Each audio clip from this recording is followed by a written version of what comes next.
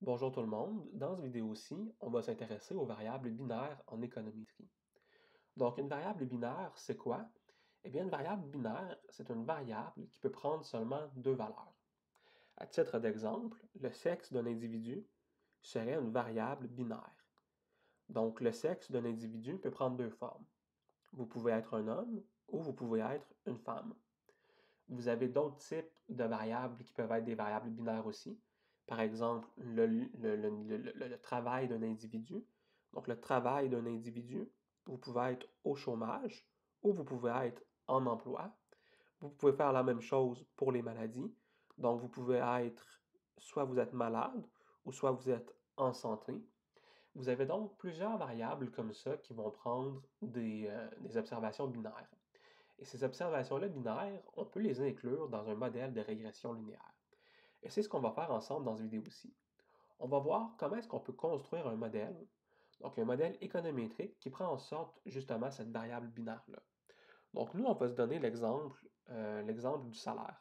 Donc on va essayer d'évaluer le salaire d'un individu selon son niveau d'éducation et son sexe.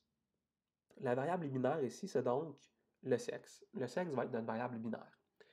Et économiquement, comment est-ce qu'on pourrait vouloir écrire cette régression-là? On pourrait avoir une régression qui ressemble à la chose suivante.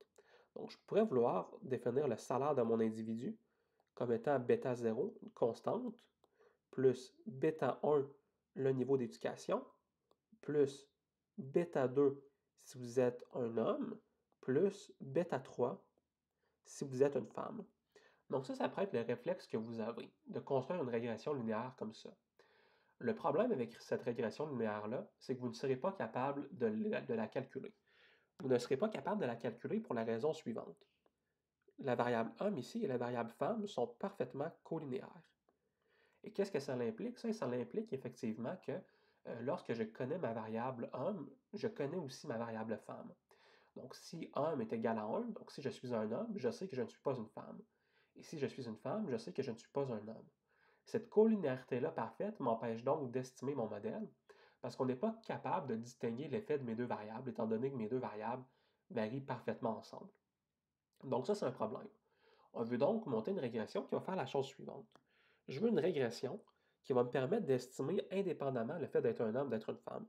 Donc c'est comme si je prenais mon échantillon, donc mon échantillon de par exemple 1000 observations avec 500 hommes et 500 femmes, et que je crée une première régression seulement pour les femmes. Donc, je regarde le salaire des femmes en fonction de bêta 0 plus bêta 1 et le niveau d'éducation des femmes. Donc, étant donné que j'ai juste des femmes dans mon équation, je vais avoir seulement le niveau d'éducation des femmes. Donc, ça pourrait être une première chose à faire et on répéterait la même chose pour les hommes. Donc, on évaluerait le salaire d'un homme en fonction de leur éducation. Donc, ça pourrait être une chose à faire. Et pour être capable de faire ces deux régressions-là, eh bien, on est capable de procéder en un seul morceau avec ce qu'on appelle une variable indicatrice. Et notre variable indicatrice va être binaire. Et donc, ça va prendre la forme suivante. Notre vrai modèle, ça va être le salaire. Donc, on ne séparera pas nos échantillons. On va tout laisser ensemble. Mais notre vrai modèle va être le suivant. Le salaire va être égal à bêta 0. Donc, cette constante-là va être encore dans notre modèle, plus. Et ici, notez par contre que bêta 0 ne sera pas égal au bêta 0 qui sont estimés dans mes deux régressions ici. Là. Ce ne sera pas le même bêta 0.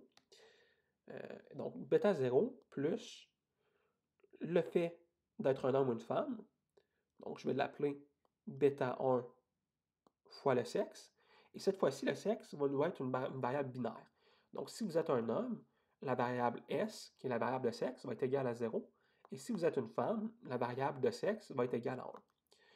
Ensuite, ce qu'on va avoir, c'est qu'on va avoir une variable de bêta 1 d'éducation plus, bêta 2 plus bêta 3 fois l'éducation